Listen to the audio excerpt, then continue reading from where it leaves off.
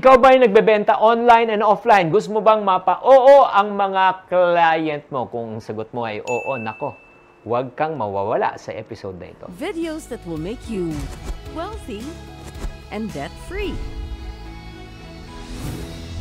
Hi there, this is Chinky Tan, your pambansang wealth coach. Maraming salamat sa pag-subscribe at follow sa channel na ito. Sa video na ito, ano ba pag-uusapan natin? Paano magbenta pa more? Yes!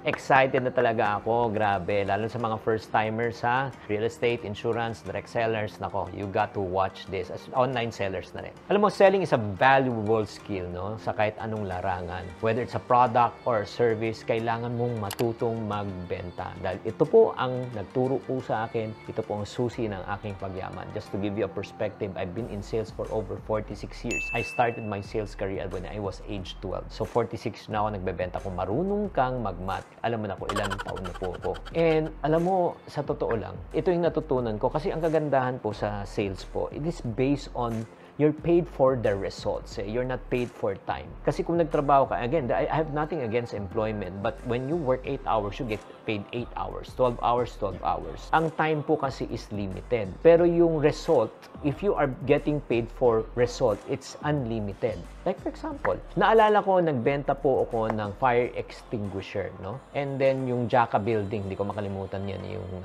building po ni Juan Ponce Enrile sa may Makati. Nabentahan ko at bumili sila ng almost I think 200 units. During the time per unit na binili niya nasa 5,000 pesos. So sa 200 units niyan, bumili sila ng almost again 10 million pesos. Sa 10 million pesos po niyan na account na yan, ako ay kumita po ng 20%. Oo. So 20% of 10 million. So you know how to do the math already. So million din po ang kinita ko. Yun nga, tinrabaho ko po siya ng almost 1 month. 1 month ko siya tinrabaho. Pero yung 1 month na yan, kung ako ay empleyado, siguro babayaran ako ng 15 to 20,000 pesos. Napakalaki na nung panahon na yun. Pero yan ang hindi ko kinita. Ang kinita ko po ay milyon.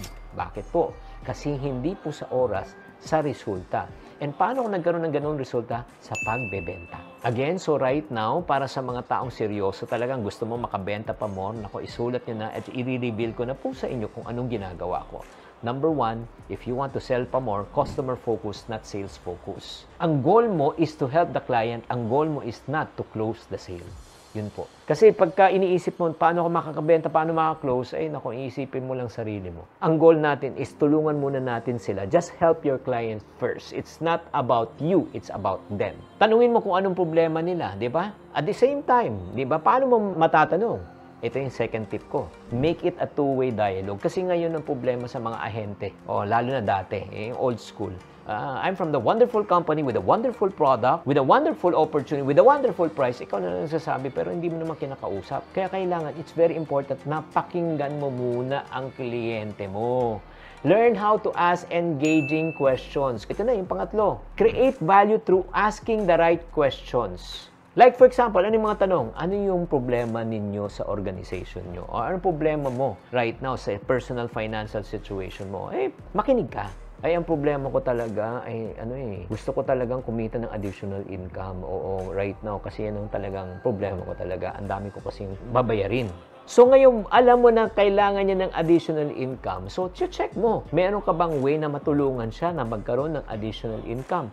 O like for example, nung nagbebenta pa ako ng fire extinguisher, ay, alam mo problema yung minsan nabebentahan lang kami pagkatapos wala na after sale service. Uy, di ba? So, yun naman, ako naman, ang expertise ko is the after-sales service. You can call me anytime, anywhere, any place. Nagigets nyo? So, pagkatapos yan, alam mo na yung problema, ngayon, you offer the solution.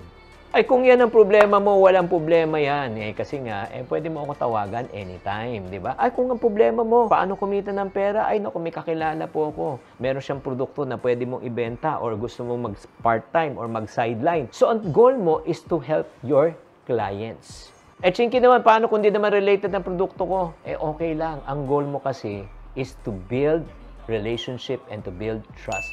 Itong naunawaan ko sa sales, people will never buy from someone they don't trust. 'Di ba ikaw, bibili ka lang sa isang tao na dahil nagtitiwala ka? And once trust is already built, ito yung good news. Makakabenta ka na. Paano ka makakabenta? Bago ko sabihin sa iyo, i-reveal sa iyo paano ka makakabenta. Batiin muna natin si Rose and Dave Channel 641.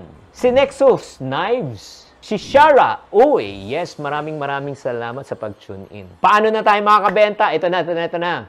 Alamin mo yung target market mo. Alamin mo ang kanilang problema. Alam mo kung ano nararamdamin nila. Mag-offer ka ng solution.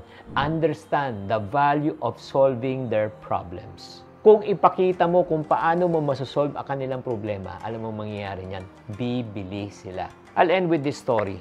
I was invited to a chance meeting lang. Pinakita niya sa akin yung planta niya. Ginawa niya yung planta niya. Nung pinakita niya yung planta, tinur niya, tapos kinausap ko lang siya. Sabi ko, ano yung problema mo ngayon? Sabi ko, kasi may naninira na isang tao sa kanilang negosyo. Tapos pinakinggan ko. And then, ano mong ginawa ko? Nag-offer po ako ng solution sa kanilang problema. Na hindi ako nagbebenta kasi wala naman akong negosyo dun eh. Wala naman akong, I don't have anything in mind. Sinabi ko sa kanila, simple lang yan, 2 steps lang yan. Number 1, kumuha ka ng legal, i-check mo kung meron ba siyang grounds for libel. And then number 2, kumuha ka ng PR agency para masagot nyo ang kanilang mga sinasabing paninira sa kumpanya nyo. Because of these 2 simple advice na liwanagan siya, nagkaroon siya ng solution sa kanyang problema. Alam nyo anong nangyari? Sinabi niya, di ba may programa ka? Di ba may social media channel ka? Pag meron na kaming message, magpapa-advertise kami sa iyo. Yun na lang yung kakampaign natin. Pwede ka bang ma-hire? So in other words, anong ginawa ko po? Ang ginawa ko lang po, inalam ko ang kanilang problema, nag-offer ako ng solution, pumasok ang aking benta. Ganun po kasimple kung paano tayo makasell pa more.